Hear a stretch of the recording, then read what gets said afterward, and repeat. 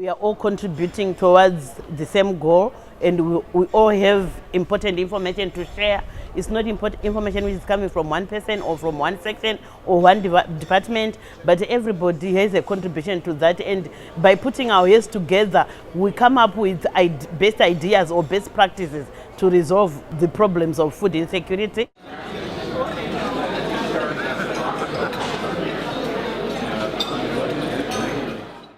Despite the skepticism out there in the world, that attitude that people back then had and people outside of the TOPS world continue to have, there was this attitude that the implementing partners are never going to speak together. They're never going to work together. They're never going to share their best practices. They're just all competitive beasts. And it was very, very exciting that part of our task and part of our role was how do we start dialogue.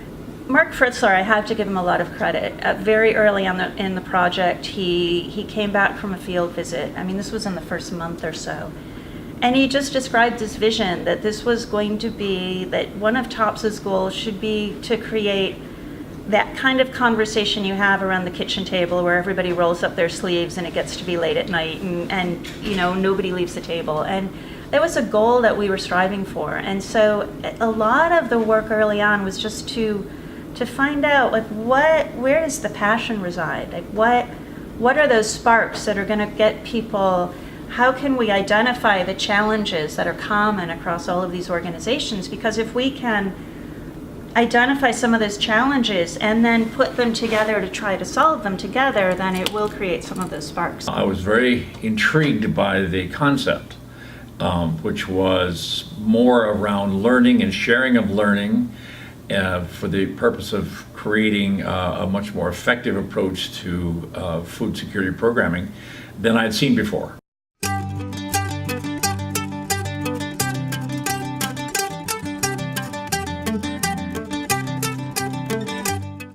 The Knowledge Sharing Meetings is the flagship event of the TOPS program, and it really is built on knowledge sharing and community building, and our community is the Food Security and Nutrition Network. And we really, our aim is for everyone to turn it into a learning event, having people work in small groups to make sure that the learning, to make sure that it is just not a slide deck, but also that the presenter is engaging in dialogues as much as the participants.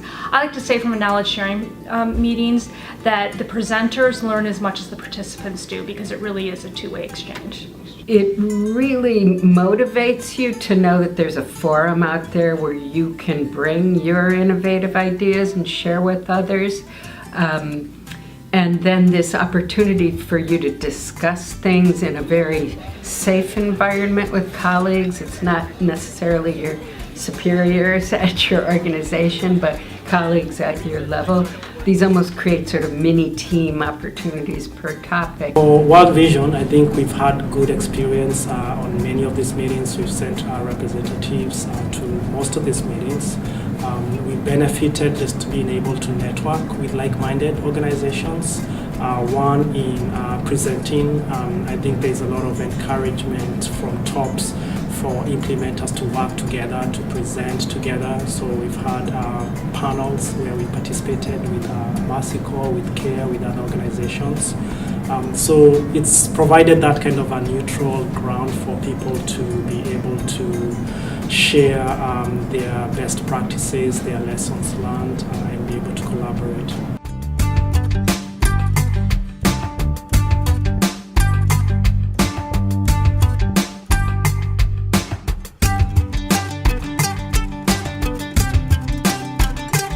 In Washington, you get the headquarters technical staff. We all know each other. I mean, it's fun, right? Like I know everybody there. They all know me, right? We all work together all the time. We all share our ideas. But when you go to these field ones, it is true some of the headquarters staff do come, but the vast majority of people go are the local technical staff who would never get to attend something like this, who would never get to experience all this knowledge, who would never get to meet their compatriots 2 countries over and discuss ideas in a way that shares information and builds the capacity of everybody in the room and creates a much more substantial and hopefully lasting community of practice in all these different technical areas. I've attended the meetings in DC and the meetings in the field.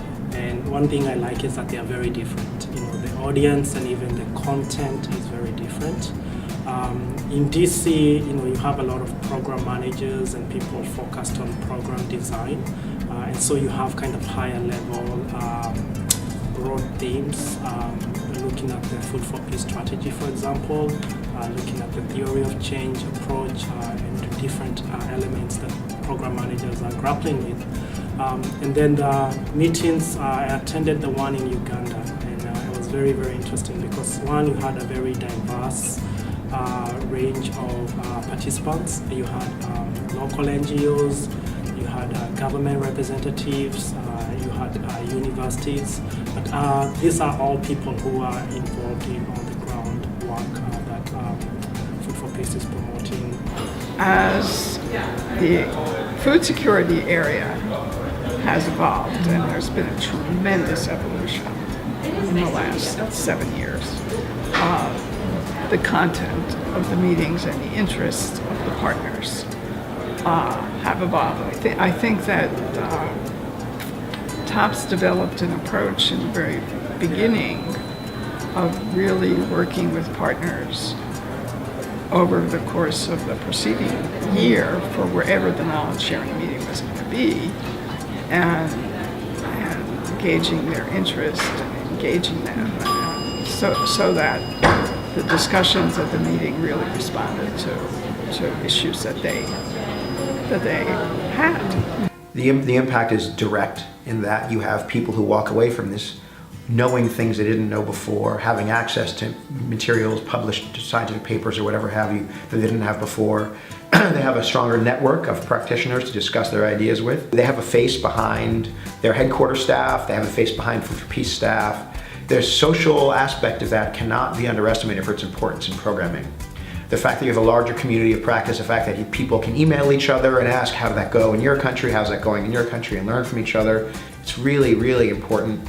Without, I think, a doubt, the programming of Food for Peace would be worse without these meetings. I hope there's always space to nurture this type of interaction.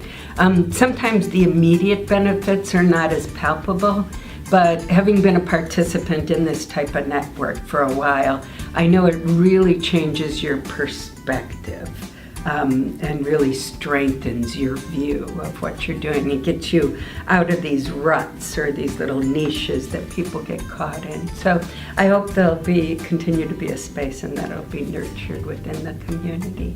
So often when we leave these events, what happens is we have a giant binder full of stuff, which we often leave behind in the hotel room because we don't want to pack it onto the plane, and then we get busy. But I think that we've managed as an organization together, we've managed to, I think, create events where people feel that people have an opportunity to touch base with new people, to learn about new activities that have a meaning in their current job, in their current work. And I think that happens for those who have been coming and have gone, and those who may be coming for the very first time. They're going to be given that opportunity to join in on that dialogue, that conversation, that sense of community. There's a big recognition that we should not be afraid of being better. And that's why this kind of knowledge sharing events have been organized.